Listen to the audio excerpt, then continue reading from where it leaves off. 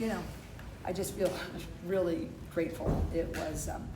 I'm grateful for a lot of reasons. For the past, I have all the experiences that I've had that's prepared me for this moment. I've learned from the best, in my opinion, not just the best coach, but one of the best people.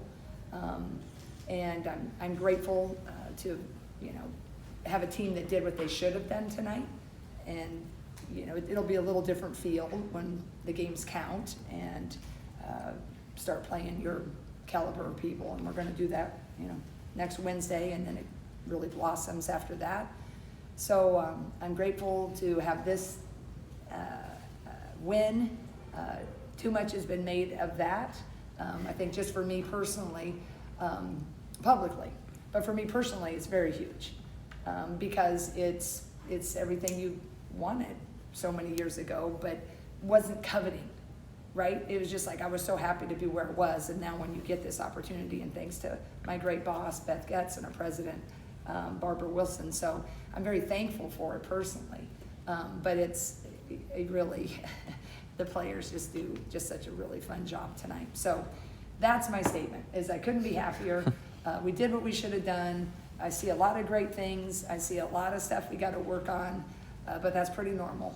That's pretty normal what I felt the last 24 years in my other gig, and it's pretty normal for tonight. You want to feel this way your first game, feeling like a lot more positive, but you do want to, know what you have to work on too. I know it's just an exhibition game, but 4 new starters, 6 new players overall. Looked like you guys came out and looked like they've been playing together for years. Just what do you take away from a win like this? Well, I was really pleased with that because Hannah, as we know, she had some knee issues, so she really hasn't practiced since September, middle of it, a little on and off, managing the load. We don't have Sid right now.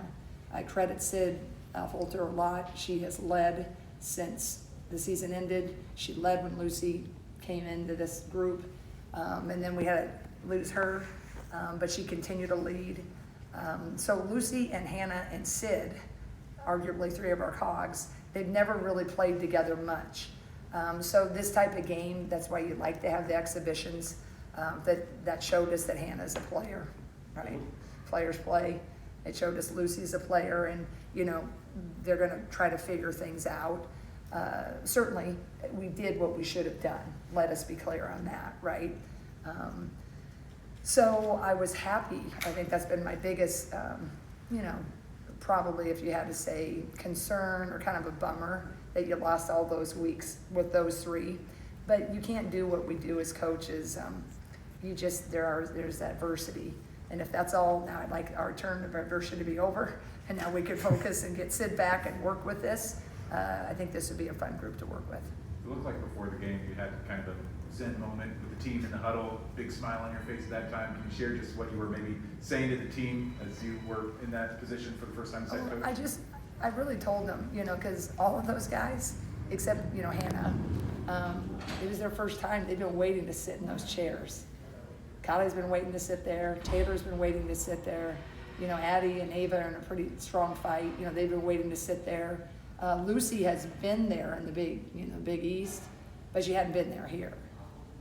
So for them, I wanted them to have the moment to be like, you've got to where you wanted to be. And I just wanted them to go out and shine, because every day, I know part of this is because I'm new, but we've not had one bad practice. We had some bad moments as like, we just didn't do a drill, or, I had to call a timeout and kind of get on them, and I don't want to burn that timeout in practice. But I think part of that's because I'm new and they're working so hard for me and I'm working so hard for them. But I remembered a few bad practices. You just leave and like, God, that was 3 hours wasted, right? But these guys haven't done that. And I was really just excited for them to see them shine, because they've certainly had some really shining moments. So that's kind of what I told them. Coach, leading up to this game last night or even today, did you have a special meal with friends and family, or anyone celebrate you? No. I tell you what. I have a circle that's incredible. I got a big circle, and then I got a little, that inner circle. they are with me. I mean, I can't really get back to all the texts, right? But yeah, that's what's so cool about staying in a state you love and getting to coach, where I love to coach. And I mean, I grew up here, and there are a lot of lifelong Hawks, and I'm probably a lot of lifelong Jan fans, right? So they've just been great, and I just feel kind of embarrassed because they just get too focused. And I don't know if some of you have seen Hamilton. What's the famous line? I wanted to be in the room, or what is that line? The room where it happens. Yeah. So she was texting me. She drove I don't know how many hours tonight just because she quoted the line. I know all of you sitting here, you have those people. So that is what I'll remember about tonight. And some people are coming in next week because they don't think this one counted or whatever. So that just is touching.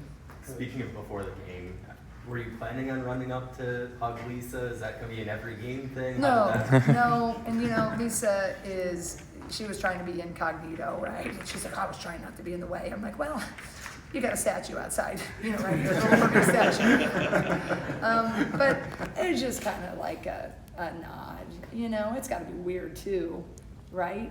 I mean, it's weird for me, but I'm still in it.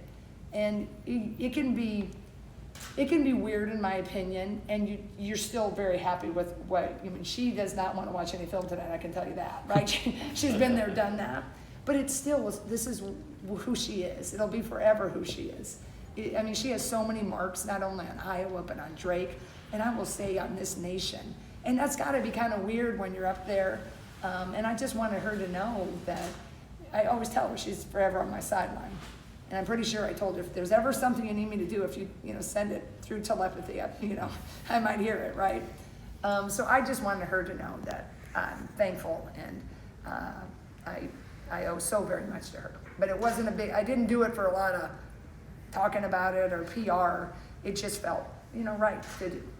You mentioned Hannah earlier, just caught me off guard a little bit, not seeing her with the wrap on her knee after going through last season. As much as this offseason has had some hurdles, how much does she continue to ramp up and look like, the player she can be? Yeah, I think tonight was, when the lights come on, I saw a little different intensity with her. But yeah, I think the thing is, what you miss, we played her at the 5 last year, so now we're playing her at the 4, and that's her natural position. But we lost a lot of reps of that, and that's what concerned me the most. So now we got to keep building on that. It was nice to see her hit a 3. She had some powerful drives, but the competition's going to get bigger and better, and it's just a lot of reps. So I'm happy about tonight, and it was great to see her do all those things. But this is where I'm hoping that Hannah's a player, and so even without those reps, she's going to be able to do the things that we're going to need. A really strong 4 player be able to do. Because I know she can do it at the 5, up until you play a 6'7", right? Everybody last year thought we were like, oh, she's playing the 5, but there was only going to be a couple people in the country we were going to have trouble with, and when we got to South Carolina, nobody beat them. So I'll stick by that, right? But she could play both. But I think it will behoove us if we can keep developing her as the 4. But I thought big strides tonight. Jen, you've talked about working through the emotion of this since May. You've talked about how close your inner circle is and how they've supported you. I guess what's been the key to you balancing your work responsibilities with personal responsibilities and just sort of managing the emotion and everything that sort of comes just with kind this? of my little personal thing. I just stay in my lane. Some nights I'll work late and the shoes seem a little bigger than others. I think anybody, I'm guessing some nights President Wilson has a night that seems like wasn't quite as easy today as it was yesterday. And, just a lot of, there's emotion, and it's an ever-changing landscape with college sports. And sometimes you can let that get to you, Everybody can. I could let it at my gig last year, I'm recruiting the heck out of things. But with emotion and wanting to do so well for so many people, and you just got to tell your kids, your team, my own children, just stay in your lane and just focus on that next task. So that's kind of been what I've said, and I just, I have couple really close confidants that they only really know how I always feel. Coach, it's been nearly 5 years since you played without Kevin Clark, and nearly 25 since Who? and nearly 25 since Lisa Luder wasn't the one on the sidelines.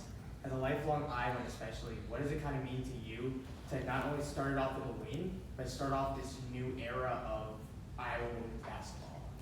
Well, what I'd like to think is, I think why people have enjoyed our teams over the years is because of what you saw tonight.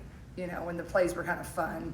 I think there was one play in particular that I would like to hope will always be indicative of Iowa basketball. It touched everybody. I think Kylie hit the three.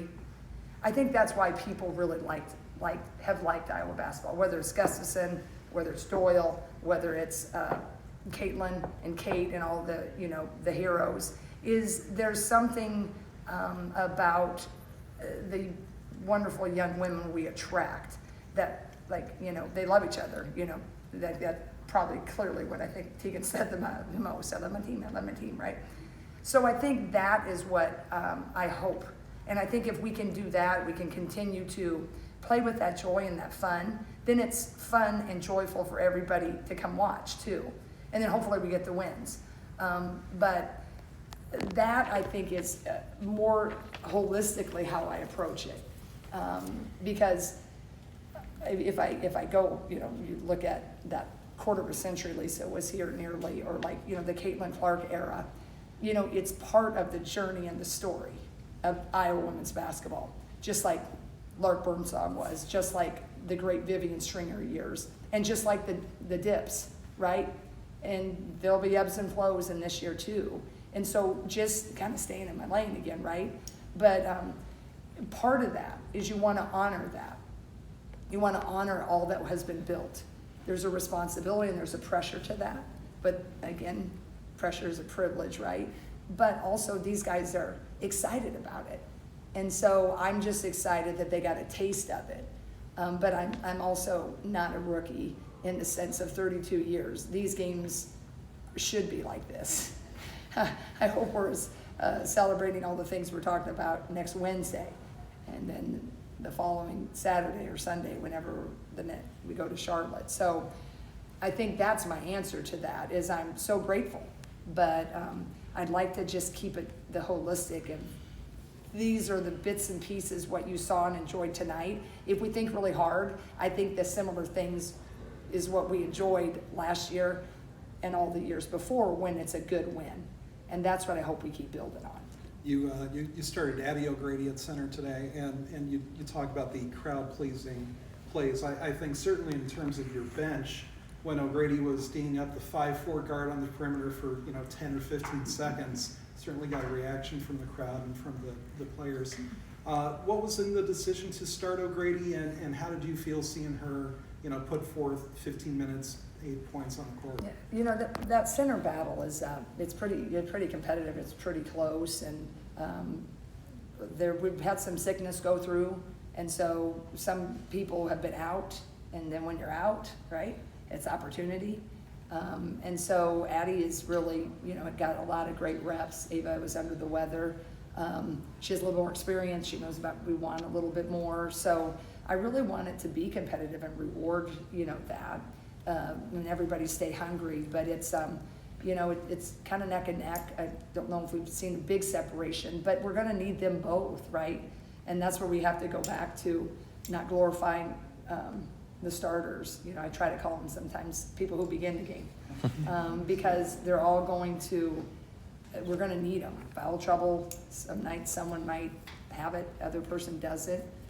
So that's what went into that. She's had a super week of practice and was able to capitalize when Ava was a little under the weather, but Ava didn't bat an eye. Didn't feel badly for herself, just, battling, so.